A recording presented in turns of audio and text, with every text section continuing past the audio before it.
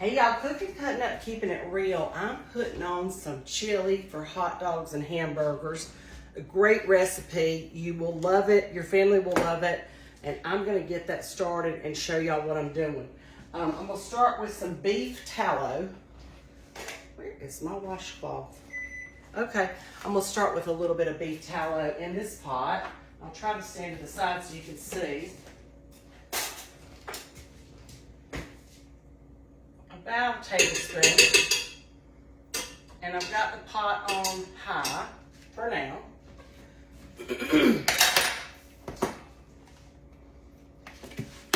We're getting ready for Mother's Day get together, so there's lots of stuff in the kitchen.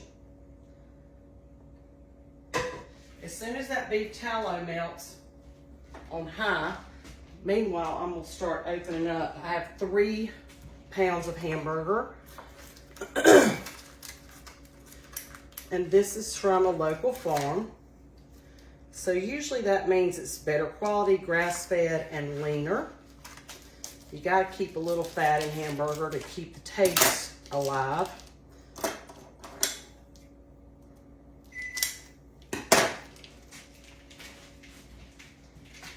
Tallow is melted. So I'm gonna put those in the pot, 3 pounds.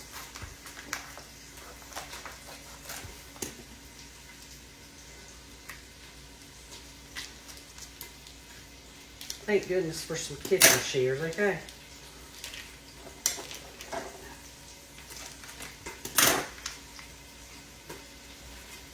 You can see it doesn't have a lot of blood in it. It's nice.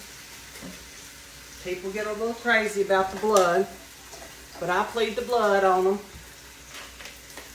Don't really understand that, to be honest with you, but I can see if it was swimming in blood, but this fresh off of a farm that we froze, it doesn't have that much blood even in the packaging.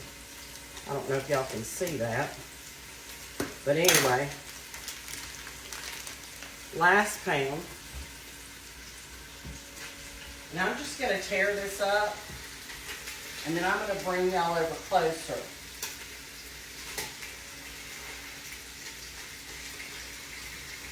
Give my hands a wash so I can turn that heat down. Don't want to get hamburger grease all over everything in this kitchen.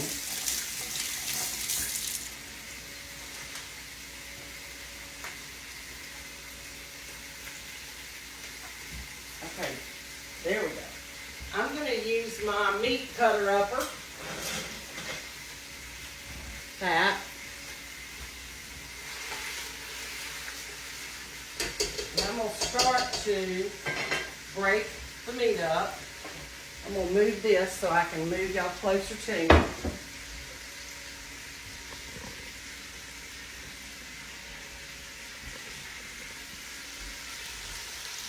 I'm going to put y'all right on top of this sucker.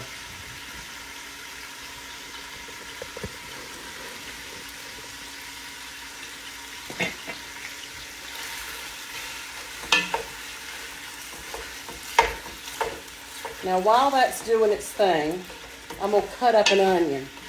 And I'm going to probably put it in my mincer, just 1 onion.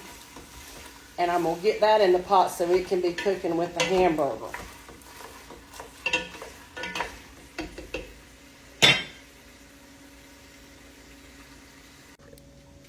Okay, chili.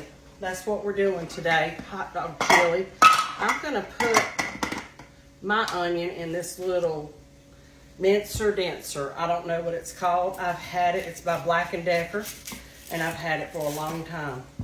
And I actually like this one better than hauling out my full-size food processor just for a little onion, okay? So I'm going to take the outside layers off of this onion. My 3 pounds of hamburger are browning nicely. I'm going to use half of this onion. Let me cut it like this, and I can use the other half for burgers. Waste not, want not, right? I don't want that much onion in it, in my chili, because then my husband will complain that there's too much onion in it. So I'm going to put that in there. Give this a spin.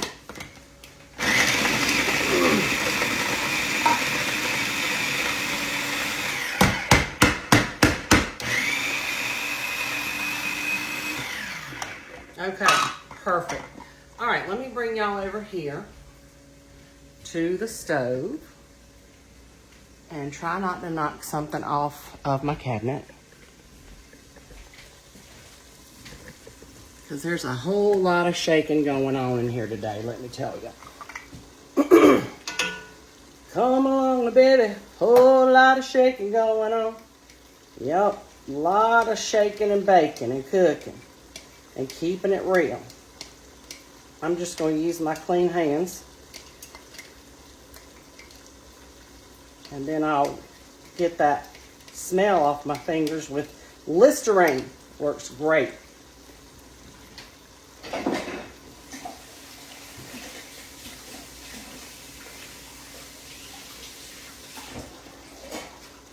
Love Listerine. It's great for your breath. It's great for periodontal disease. And it's great to wash your hands with once you have onion smell on it. Okay. This is rendering the grease, and I love that because what I'm going to do is I'm going to pour that grease off, and I hope to catch it and put it in the freezer and use it later. This good grass-fed homegrown beef and 1 onion, and you want to keep chopping this chili recipe. Y'all can see I'm dressed to go to town today. So, I did get me an apron on. I want it as fine as I can get it. And honestly, that's about right there. I'm going to let that brown up. I'm going to cut it back to high because I want it to get going. Get going. Meanwhile, I am going to measure out what I need for spices. This recipe is on page 11 of Granny's Farm to Table. This is my mama's recipe, and it's a keeper. Let's see. I got an onion in there. Okay. Okay, I need a tomato sauce, chili powder, salt, and pepper. Tomato sauce. Yay, I happen to have one. Ooh, ooh. Love it. Okay, I'm going to open up this tomato sauce so it'll be ready to pour in. And this is just a 8-ounce can. You could add a little more if you like it real tomatoey, to be honest with you. And if it's not tomatoey enough, sometimes I'll add ketchup.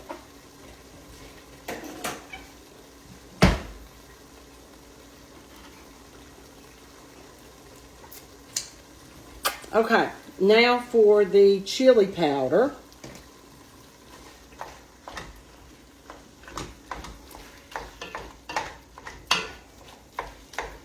Oh yeah, that's looking good. Come on. Now what we're going to do, y'all can see that it's not quite real, it's not real brown, but it's brown, okay? There's a little pink left in it. This is going to cook for 2 hours. So I'm going to go ahead and add my tomato sauce. I'm going to add my chili powder. 2 tablespoons.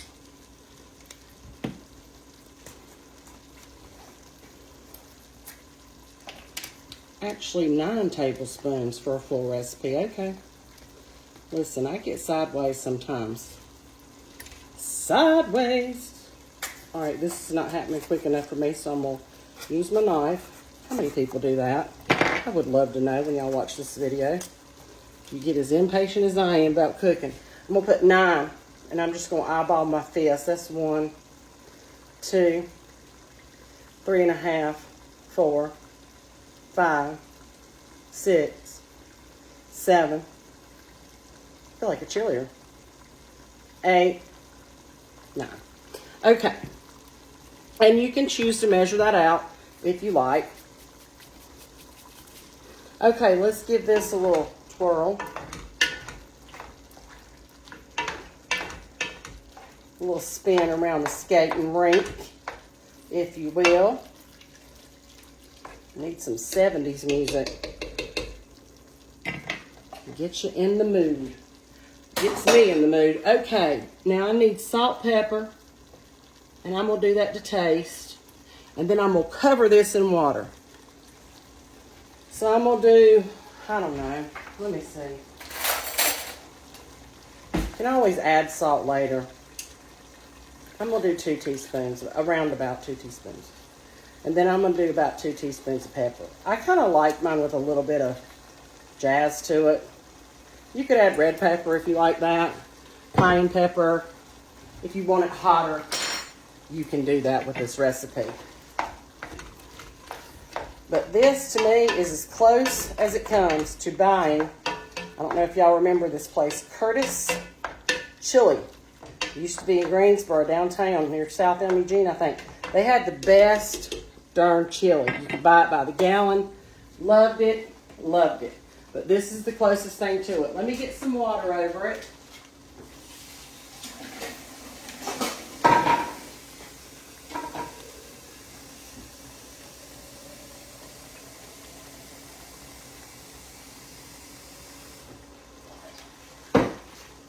All right, I'm jumping the gun. Let me turn the heat off. And I want to render this and get some of the fat off. Now, let's see how I'm going to do just that. Yeah, okay. Listen, this is the keep it real side of this vlog, okay? It's real time, honey. Real time. Okay, I'm going to carefully pick this up. Carefully. And slow the body down a little bit. And I'm going to pour some of that grease. And I may have to add more ketchup. I'll have to taste it later because I actually forgot to render it. I get excited. I do. Yeah, it looks pretty good. You want a little fat in your chili. And I usually freeze what I have left over and use it again. You could even make chili beans with it. Didn't render a lot.